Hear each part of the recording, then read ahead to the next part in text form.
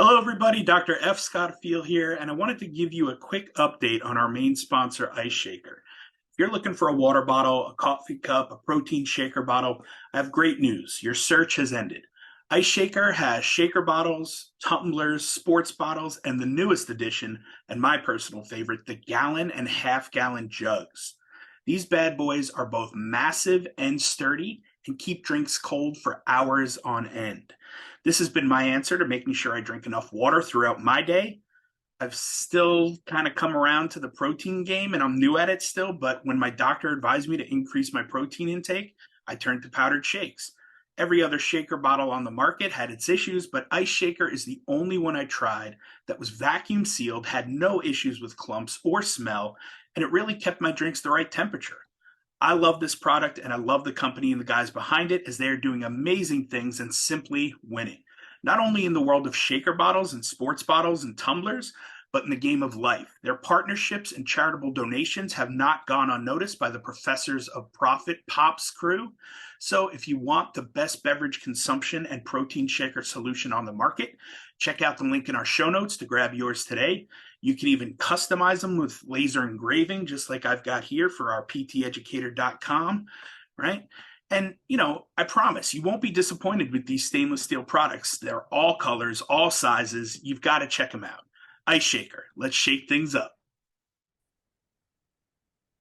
Hello, everybody, and welcome to another episode of the Professors of Profit podcast. I'm your host, Dr. F Scott Feil, and I've got with me today a special guest, Charlie Weingroff, who we actually met at CSM in an Uber ride over to the conference. So this was a chance meeting that I'm really excited about, led to this interview.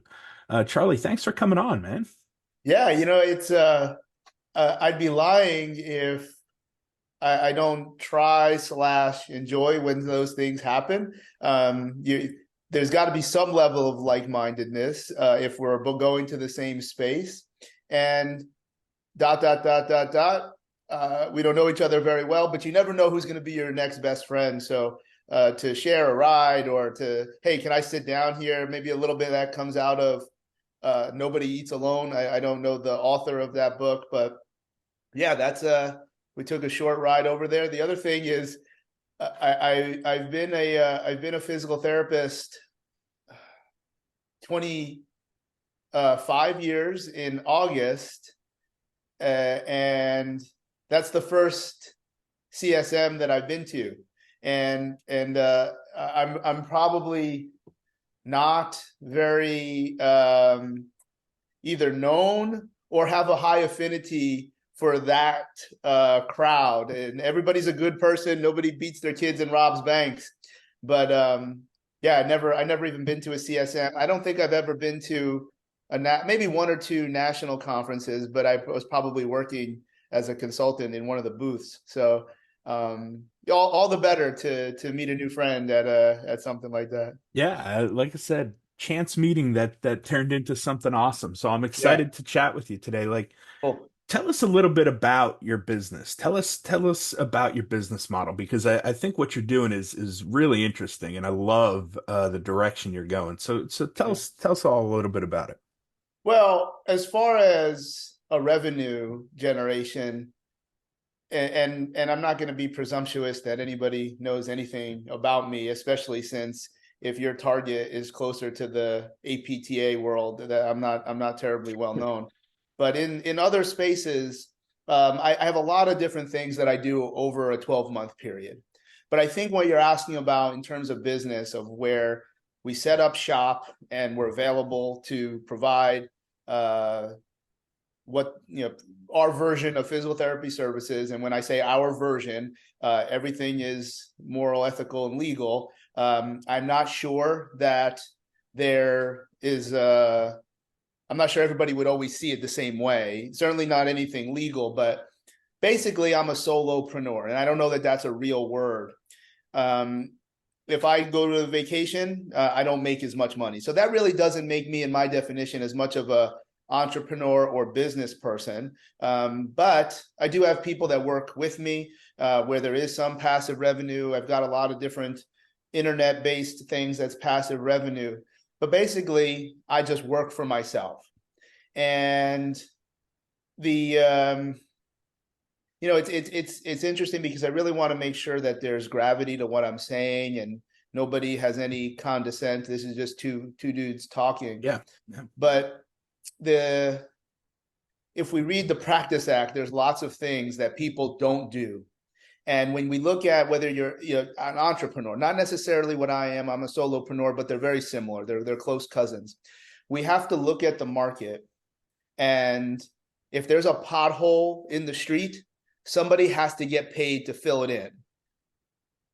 Only if people care if there's a pothole.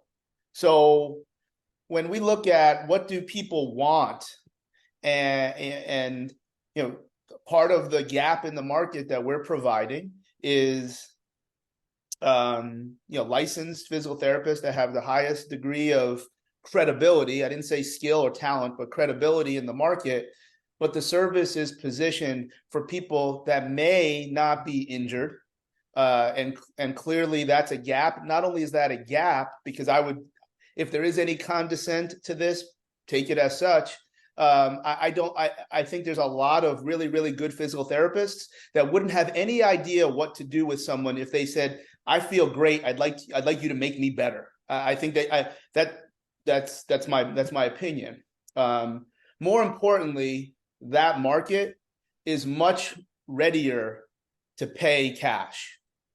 And now you have the opportunity to work in the profession of your choice, but actually go by the same rules that everybody else.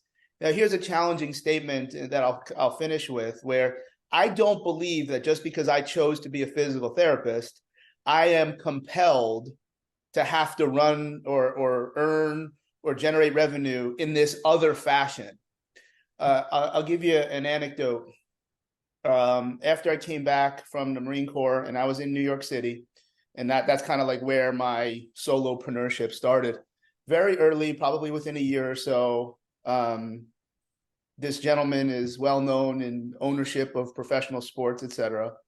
And he comes in and he says, hey, listen, Charlie, we're going to do the session. Don't worry, but I have a couple questions because I've never actually had to pay, with my credit card. It's always insurance. I said, okay, how can I help? And he said, well, so you're saying, because this is how somebody else explained it to him. He's like, so you're the man and you're going to do great work and my back is going to feel better. And I'm going to feel like great and happy and not worry about how much I paid you because you delivered. And you're telling me a third person who's not part of this exchange is going to decide how much and when you get paid? I said, yeah, that's kind of why healthcare is kind of effed up. Mm-hmm. And when you're in New York City, there's a little bit of a shield around that because people have money and people will pay. And the insurance policies are better for all forms of healthcare, very extravagant or standard. And that's really an example of, I don't think we should be compelled to do what we love and help people and then feel dirty if you get paid. I mean, I think I have heard more than once that I am the highest paid physical therapist in our country for what I do. Now, I don't own 30 clinics. I'm not going to challenge anybody by saying how much I got paid per hour because they would get mad. But if I said that I got paid $5,000 an hour, so it's not that, like, why would that make you mad? You would get mad because you're like, why am I not doing that? And I hope that maybe this type of discussion can help somebody get a little bit closer to answering that question of why am I not doing that? Because you can. And there's a lot of ways that either, I can help you or just somebody just listening be like, I didn't even know I could really do that because there's no reason. Now, if you want to, be a second, what's it called? Second income home, meaning the spouse has the insurance or whatever. A lot of people work in physical therapy for the insurance. Yeah. But they get paid whatever. There's minimal upward growth. You have power over people in a positive way. You're helping them. It's a social environment. If that's your jam, that's okay. I mentioned where I worked before. Until that, pretty much my whole life, I've worked in either professional sports or special operations. So there is a mindset of victory. I do want to be better than everybody else. There's no test for that, so it doesn't matter. But I think, like really what I would summarize again is, I think I don't even like saying I'm a physical therapist because I don't know too many physical therapists that do what I do. But I do know over the last 10 to 12 years, again, I'm very flattered if indeed I'm credited with people that it looks like a gym and they have weights. And I might have been the first one to kind of bring that out, not because I was the first one to think of it, but I came along when social media burgeoned. And I think a lot of people's heroes, they're not going to say 25 years. Yeah. I might act more immature than they do, but as I wear a Pokemon shirt, but right. Yeah, they so I think there's a little bit of a picture there, but I do hope the motivation piece of our chat here can help people just understand you are allowed to run a business like anybody else. Absolutely. And if the market pays you, and because whether you charge $0 or $5,000, you're going to do the same best job that you can. And even if you're not very good, if the market is paying for it, that's your pillow to sleep on. That's okay. I would be very condescending. We have all these different legal and like ethical things, and people are doing this and doing this.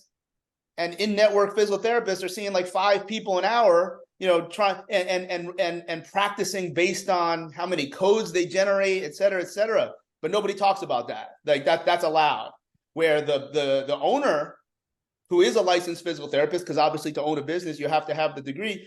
They don't even the people that show up 9 to 5 don't even realize that what they're actually generating per hour, because they don't see the billing.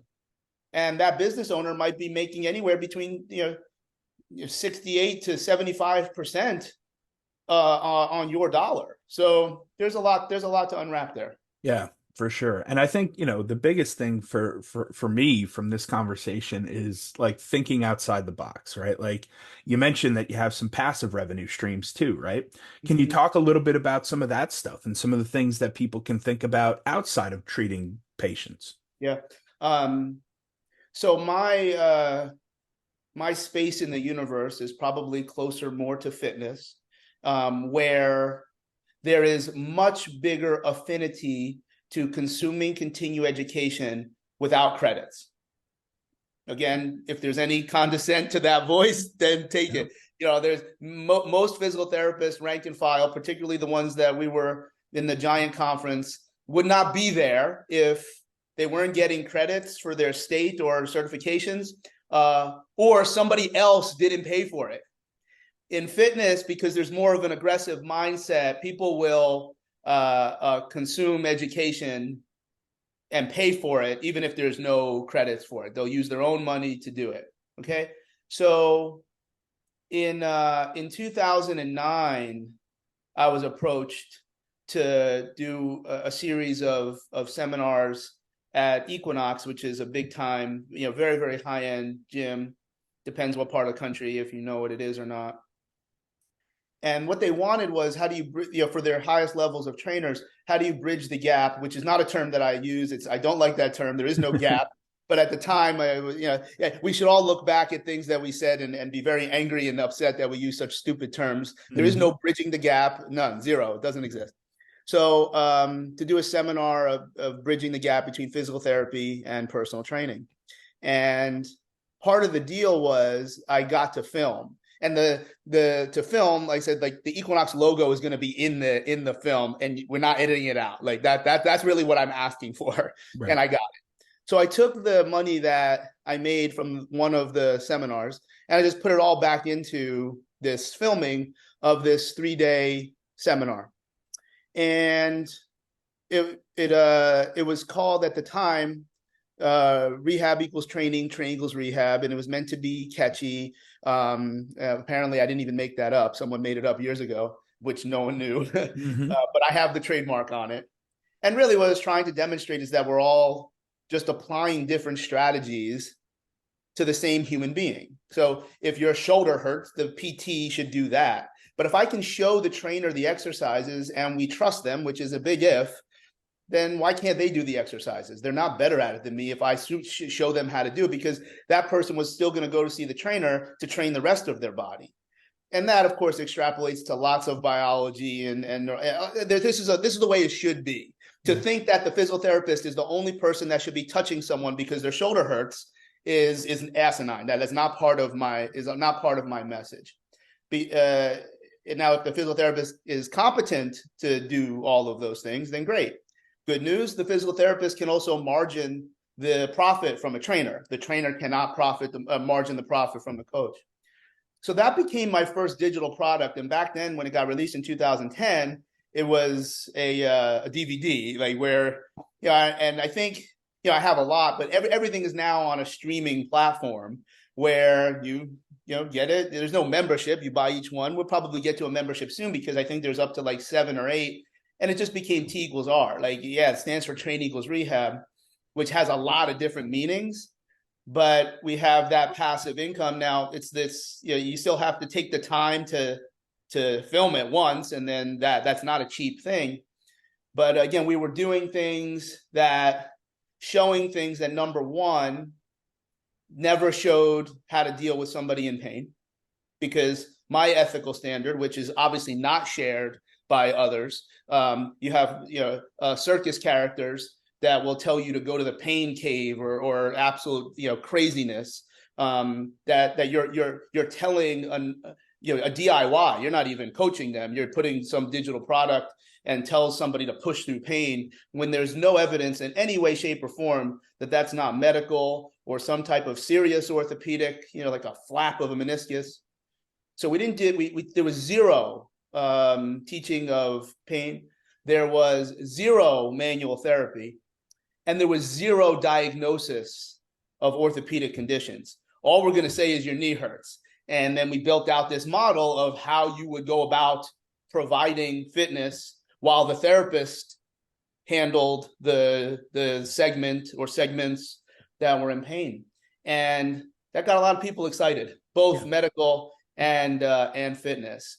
But it never really got out of, remember, the fitness space is probably this big.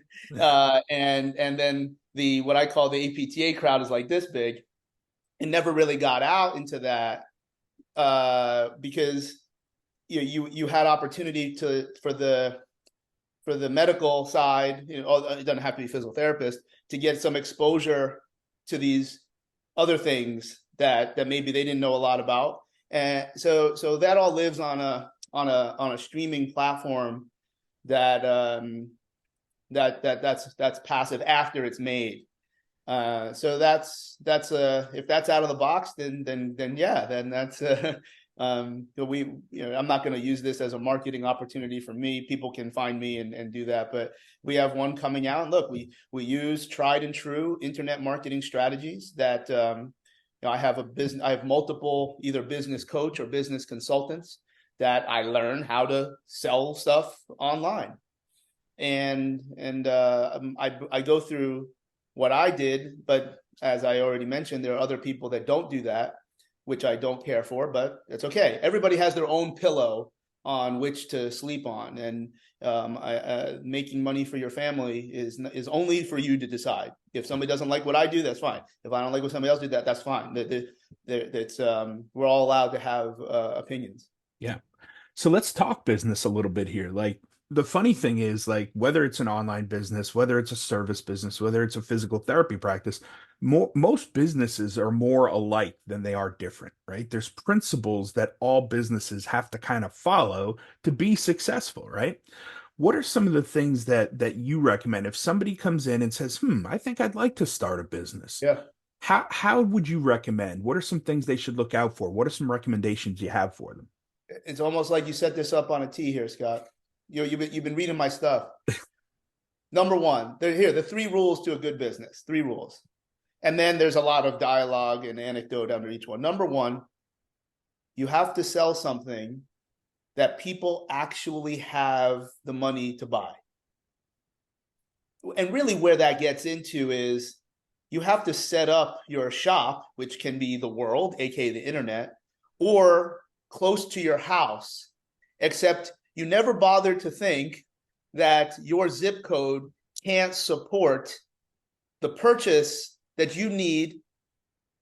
Because before you even get into those three things, you have to know, how much money do you want to make in this business? You can't just start a business.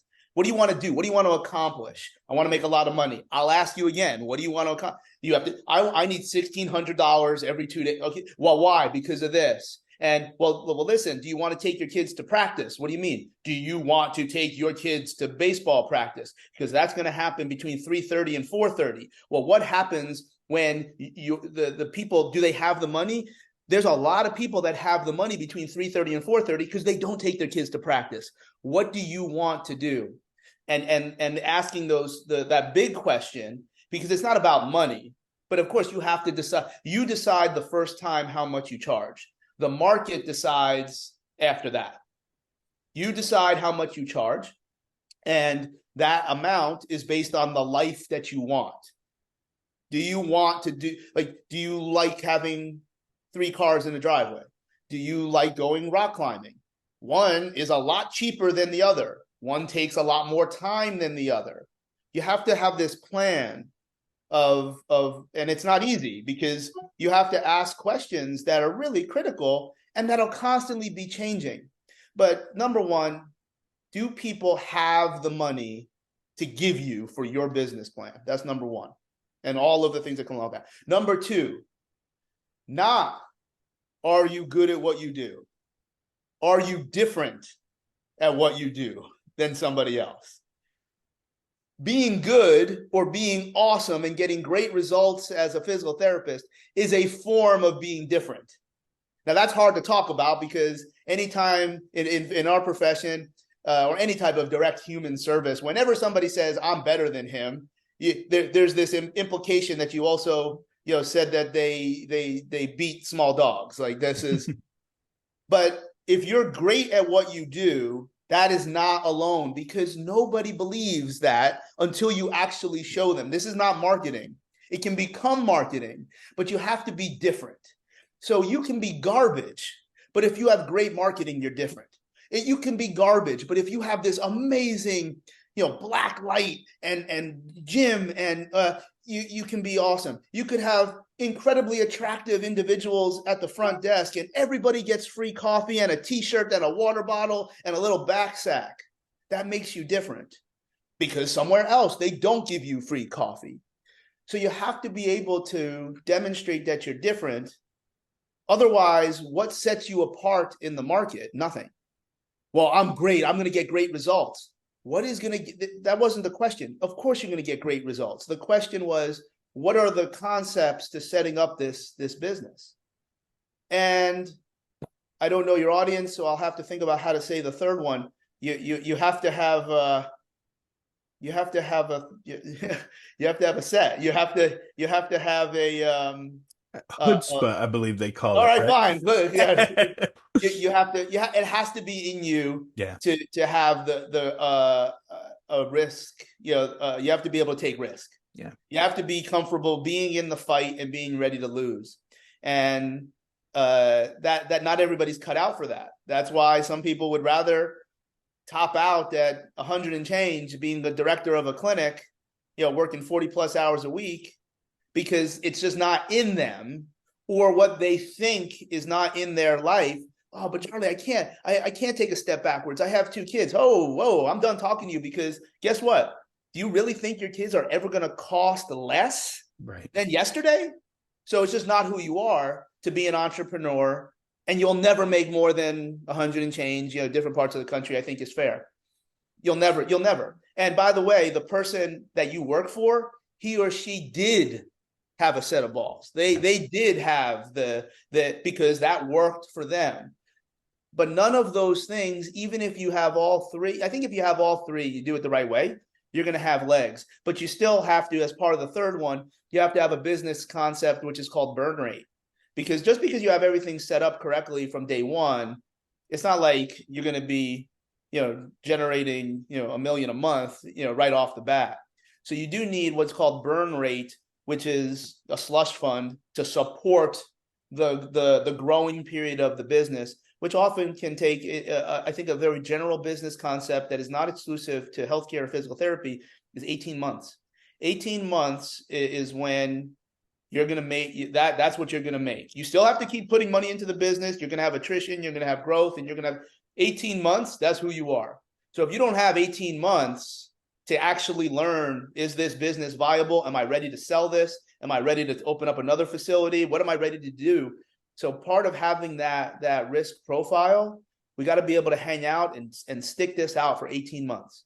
So those are the three things, in my opinion. Number one, do the people have the money to give you? Number two, are you different? And number three, do you have the proper risk profile to run a business?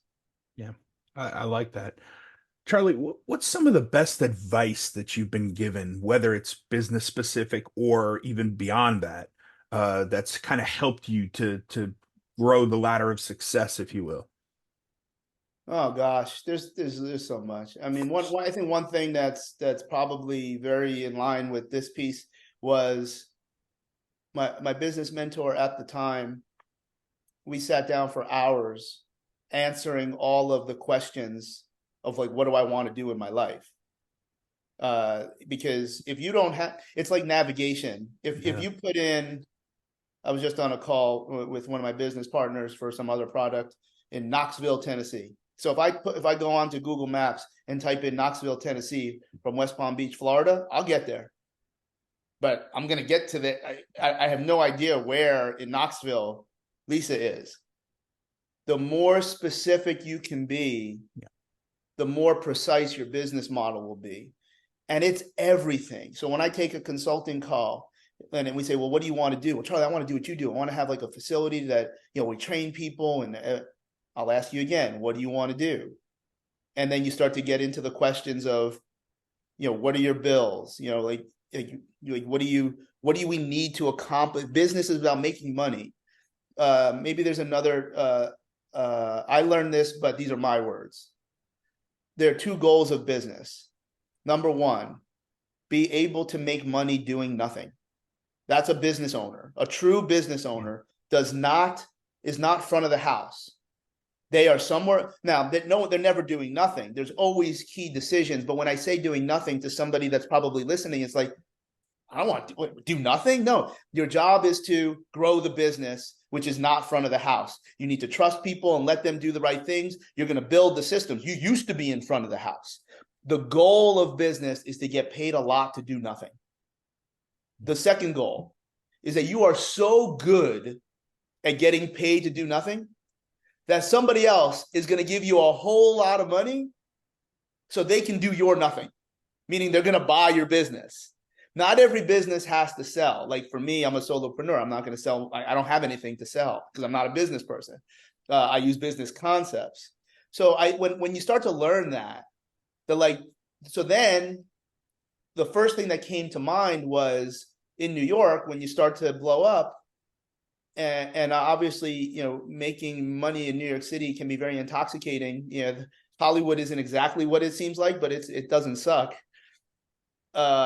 You had to bring on other people, and the standards that I or anybody else would have, it is totally normal to expect.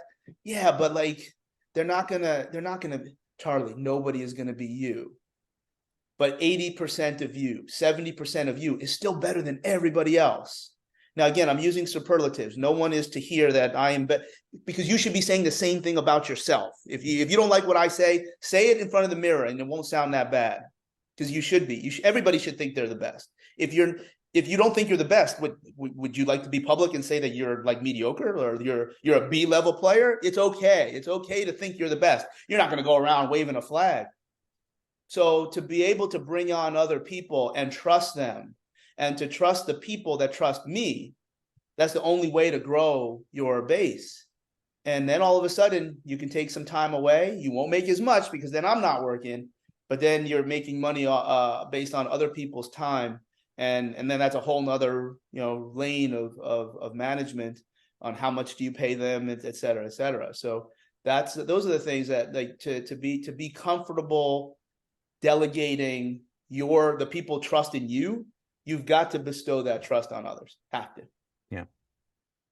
Well, Charlie, I've got one final question for you. Somebody comes to you, right? Let's look at kind of the flip side here and put you at the coach's stance. Somebody comes to you and says, Charlie, I want to start a business. I want it to be centered around the future of healthcare and fitness and, what's to come.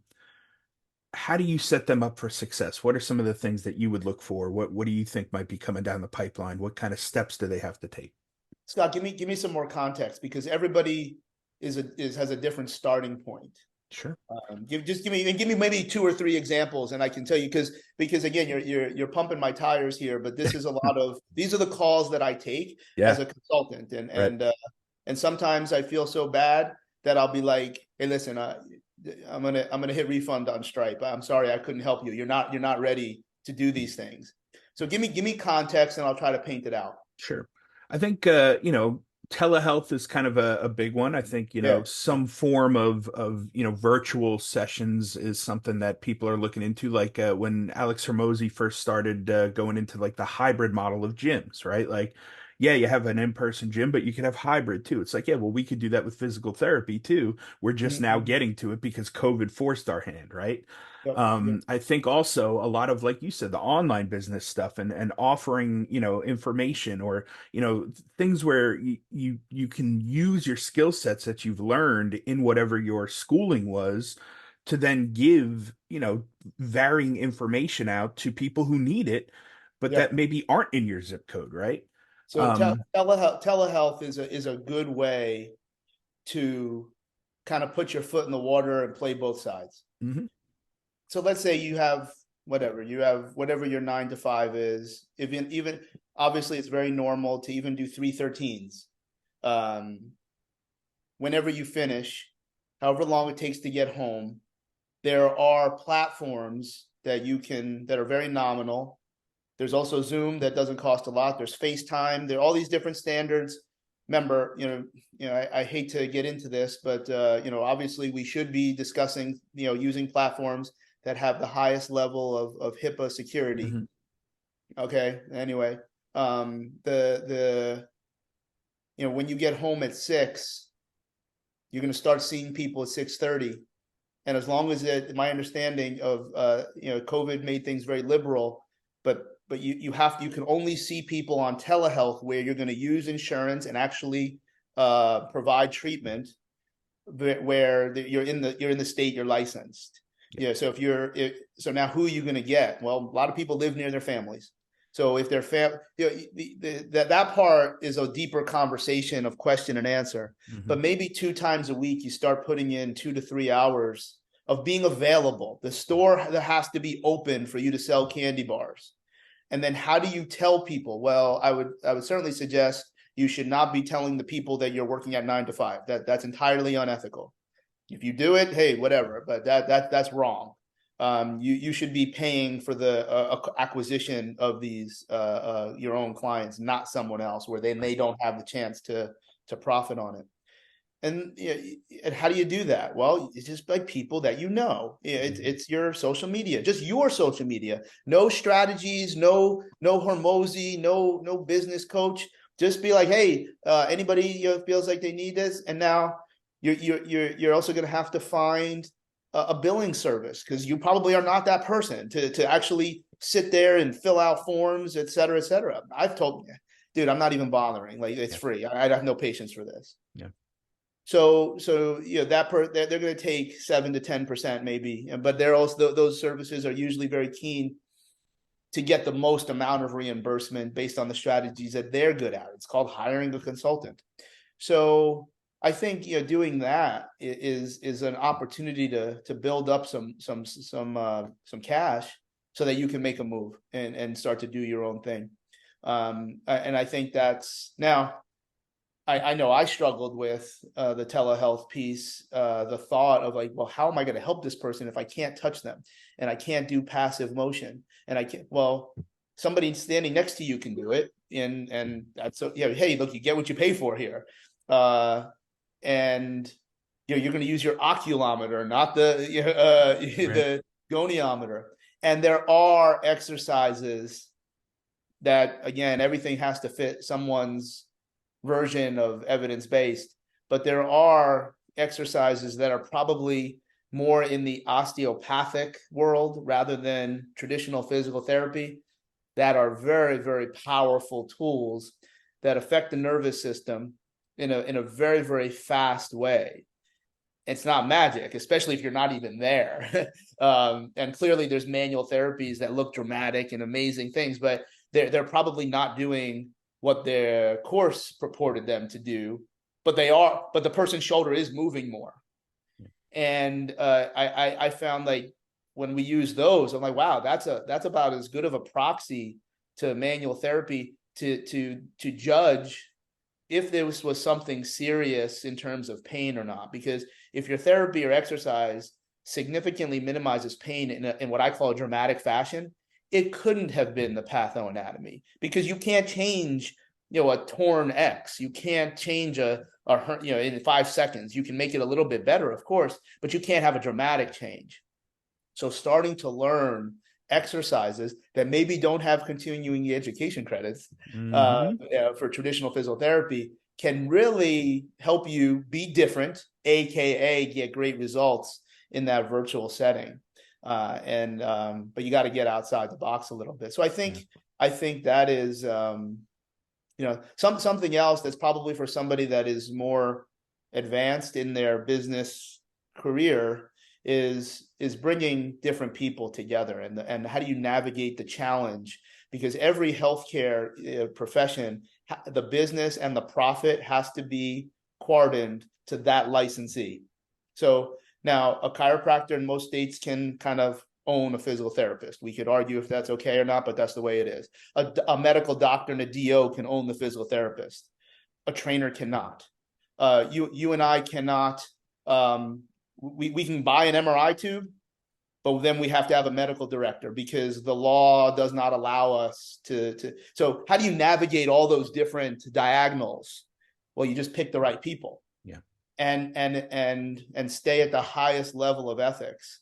That's kind of like what I do, where people will hire me for a year, and because of being in sports and you kind of know people everywhere, and then we just work together. But like, well, how do you, because you can't make somebody do something. You don't have to if you pick the right person, and then you're only going to pick people that get it. And again, that I'm stuttering because it's fair if that starts to sound a little dirty.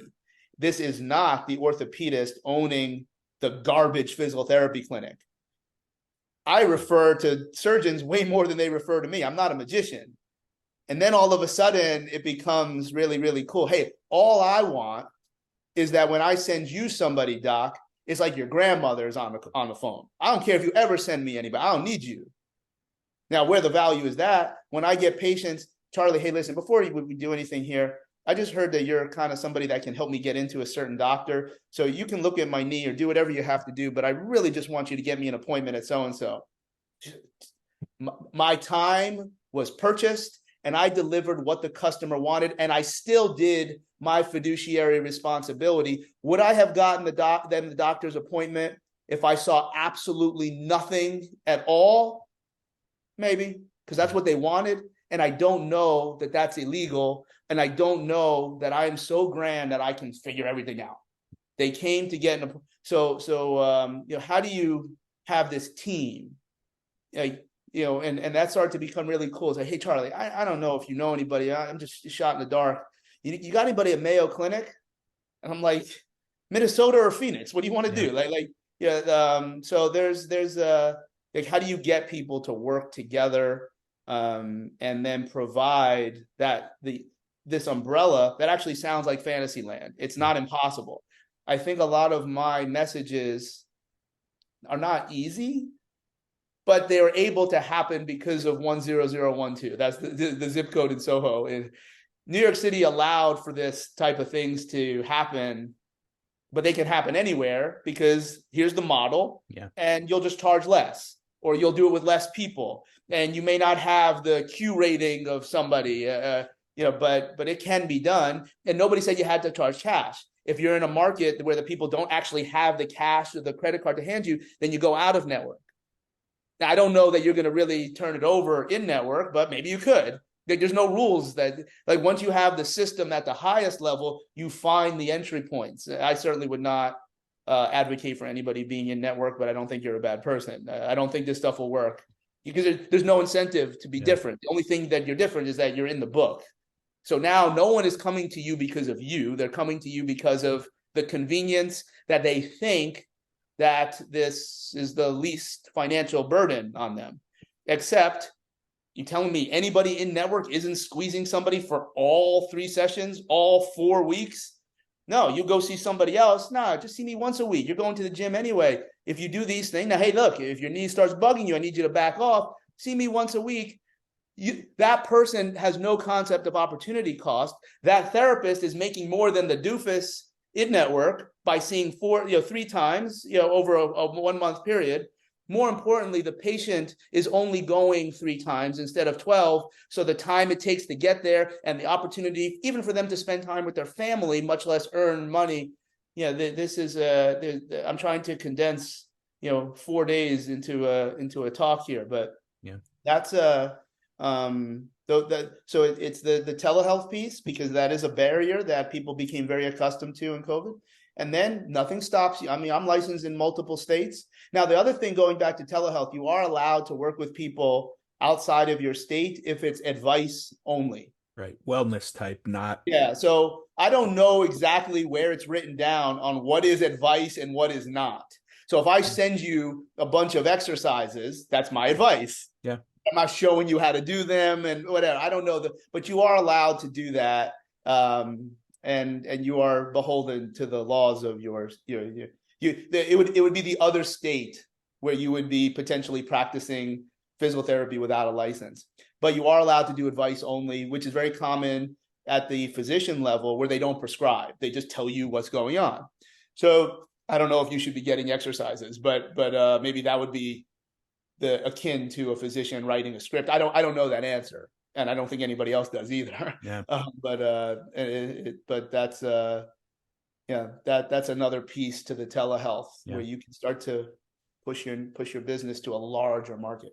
Well, and I think you said one really important point during all that, Charlie, too, was that you have to have the systems plugged into the highest level, right? Because the systems are really what make a business run, right? You've got to have those standard operating procedures in place and know how to deliver the package, right? So I think, systematizing your whole operation makes things so that you have the opportunity to do these bigger, bolder things, right? But you have to have them in place in order to get there, I think. So no matter where you're starting, start with the standard operating procedures and systems for yourself.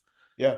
A, so that you have them dialed in, you know what they are. But B, if you do want to outsource or have it replicated, you can do that, through the systems. Yeah, systems in all worlds. Systems do a couple things. Number one, they make sure that you miss as little as possible. Okay. Number two, they're set up in such a fashion that you can repeat it over and over and over again, so that number one happens. So you miss as little as possible. So the easy example is every time we get on a plane, before we're allowed on, the captain and his little buddy there, they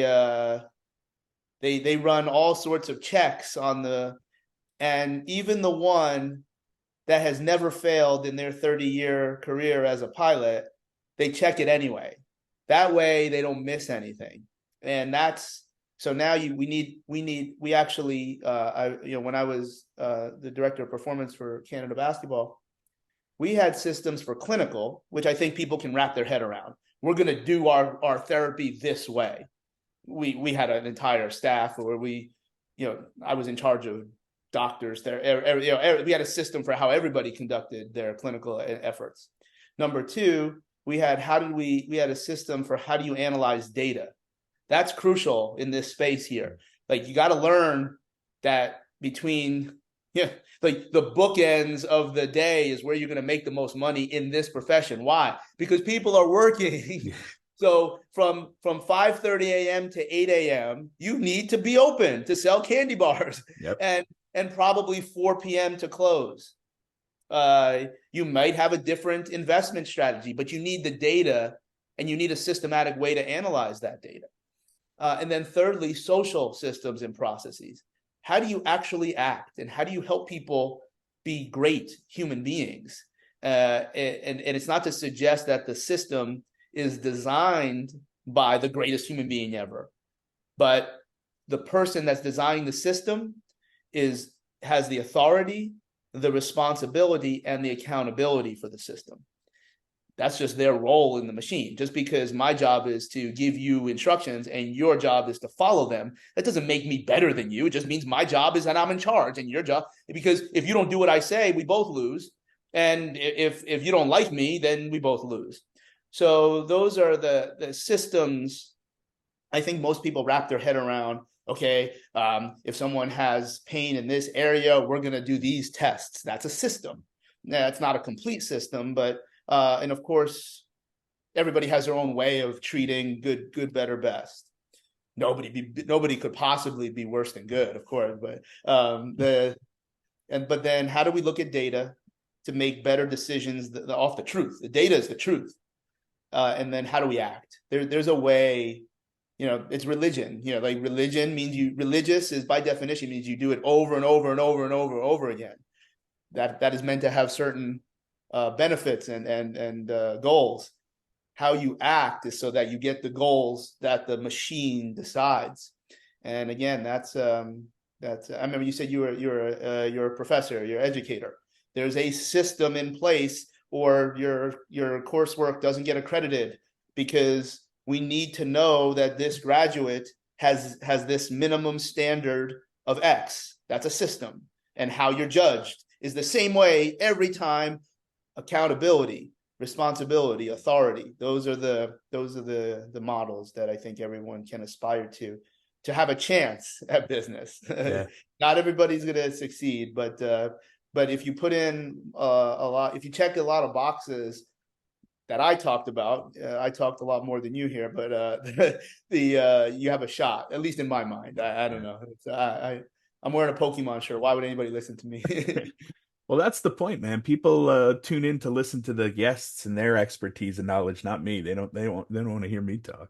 No, you could tell this is something that I'm passionate about, because for a good while, people wanted to ask me about thoracic mobility. They want to ask me about the MBA. They want to ask me about Marine Corps, and I don't know what shows in the picture here, but but business is and I actually consult a lot outside of our nuclear profession. My patients are, they're bigger business. They're like, Charlie, they're gonna want to know about Afghanistan, but then when you start talking, my business needs what you're talking about, and that's cool, because then I learn about their business. And I would also suggest that lots of answers live in spaces where we don't look. Mm-hmm. There's an engineer somewhere that 100% can explain why certain things are hard to achieve in physical therapy, because they're not that hard. It's just that we don't think the same way as they do. There's a taxi driver somewhere that can help somebody make food. Like they like, why don't you just put in cinnamon? Oh my God, I never thought of that. Like, it's about listening and not just hearing people too. So that's another thing I think can help people in business. For sure. Well, Charlie, thank you so much for your time, man, and for coming on. Where can people reach out to you and follow up with you and see what you're up to these days? So the website is charlieweingroff.com. Very creative website. So the digital stuff is there under T = R+. Instagram is CH Weingroff. Everything else, Twitter is CWagon75. Everything else is CH Weingroff. So I think having gotten into the free content type of thing back in maybe 05, 06, I think I might have still been in the NBA, and there's a lot of every so often I'll do a thing, I scroll and be like, yeah, I would have said that. So the website has got a lot of content. Instagram's got a lot of content, and Probably more clinical than the business stuff, but we'll make sure this gets up on there, and Yeah, we'll make sure absolutely. it gets We'll out around. we'll put all the links in the show notes so it's easy for everybody to find you. Charlie, thank you so much, man. Been an absolute pleasure, and I can't wait to see what else comes out from you. Awesome, man. Thank you. Hello, fellow pops. I hope you are on your journey to becoming your own professor of profit. And I wanted to thank you for listening to the show and supporting all that PT Educator has to offer. It would mean the world to me if you would leave a rating, a review, drop a like or a comment, or share this episode out to someone who you think needs to hear it. It all helps support the show and the mission to help people learn more about business and learning and life in general. If you're about to start your business, I recommend checking out pteducator.com to see all that we have to offer. And remember, if you're going to be a lifelong learner, you might as well learn how to provide, prosper, and profit.